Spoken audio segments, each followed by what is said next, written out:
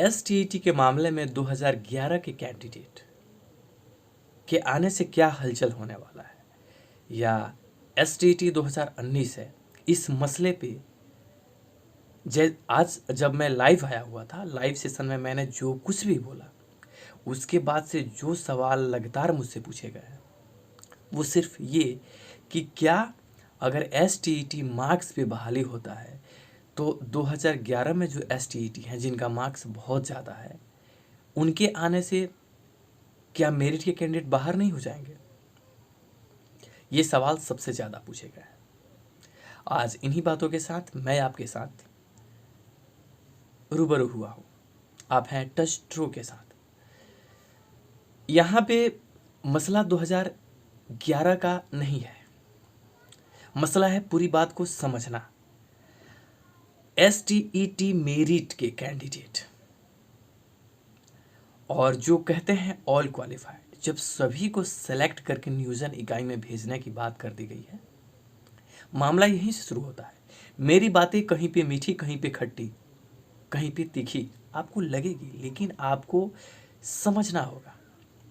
आप विचार कीजिएगा, आप लास्ट तक सुनिए, आपको बहुत कुछ क्लियर हो जाएगा।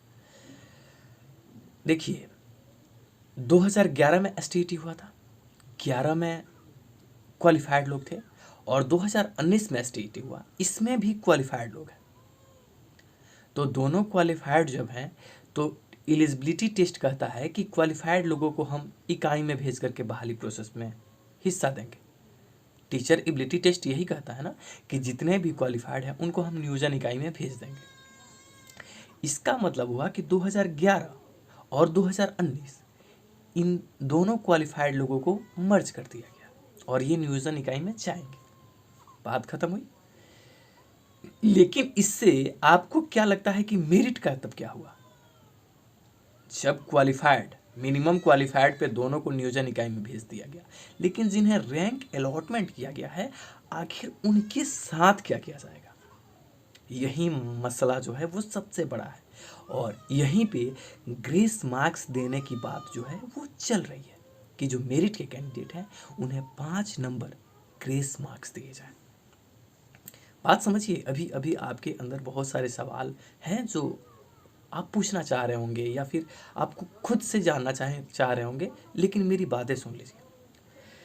जब ये एसटीईटी मेरिट के कैंडिडेट हैं, अगर इनको 5 नंबर ग्रेस मार्क्स दे दिया जाता है, ये भी शांत हो जाएंगे। शिक्षा मंत्री का एक स्टॉक और उसमें 2011, 2019 और मेरिट पूरा चित्त।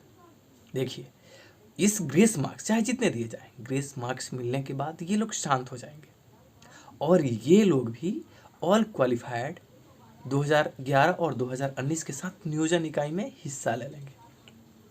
और यहाँ सबसे ज़्यादा नुकसान मेरिट को हो गया।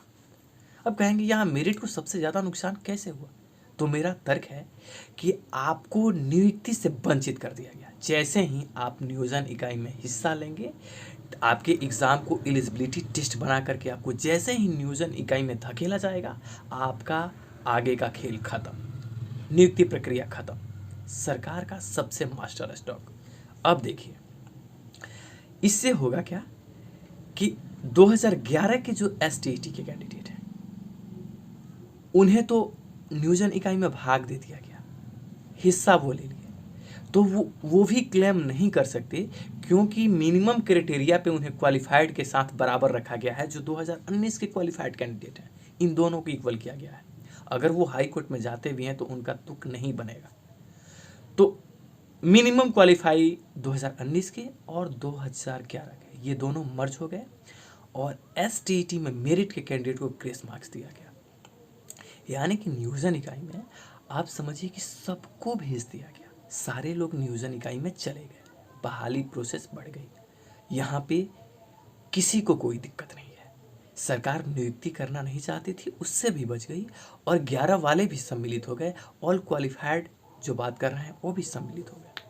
और इस पूरे बहाली प्रक्रिया में सबसे ज़्यादा नुकसान किसे हो गया?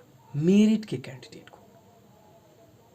उसके बाद जो कंप्यूटर सीएस के कैंडिडेट और एसएसटी के कैंडिडेट, इन्हें सबसे ज़्यादा नुकसान भुगतना पड़ा।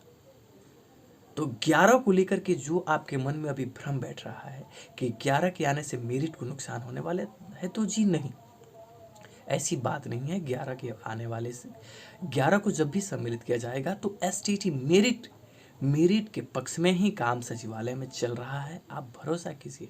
होता क्या है कि हम सवाल बहुत करते हैं, हमारे पास सवालों का भंडार होता है, लेकिन सवाल का जवाब हम ढूंढते नहीं हैं।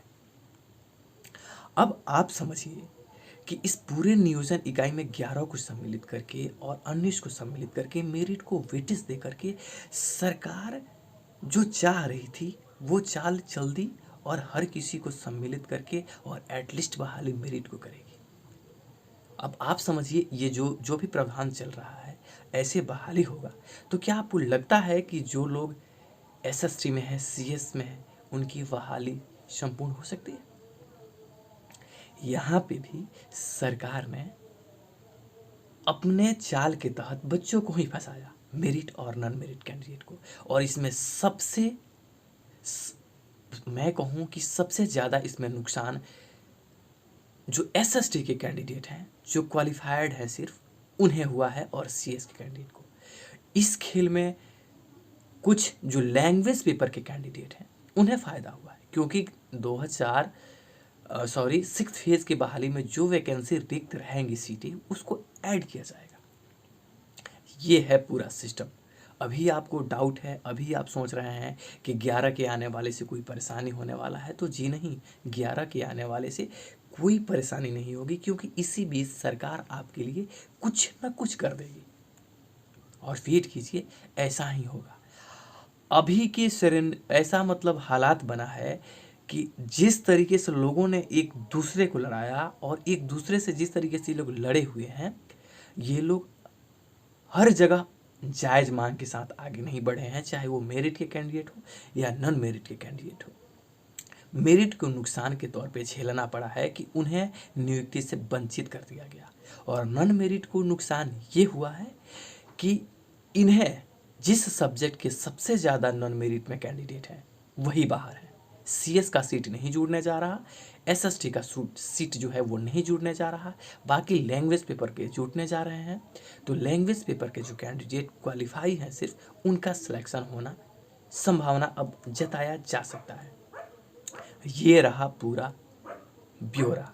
और अगर इसके उलट कुछ होता है, आप मान के चलिए कि इसी के इर्द गिर्द पूरी बहाली प्रोसेस इस बार होने वाली है। और जिस तरीके से एसटीटी 2019 एक नियुक्ति प्रोसेस था, इसे सरकार ने एक झटके में ख़त्म कर दिया।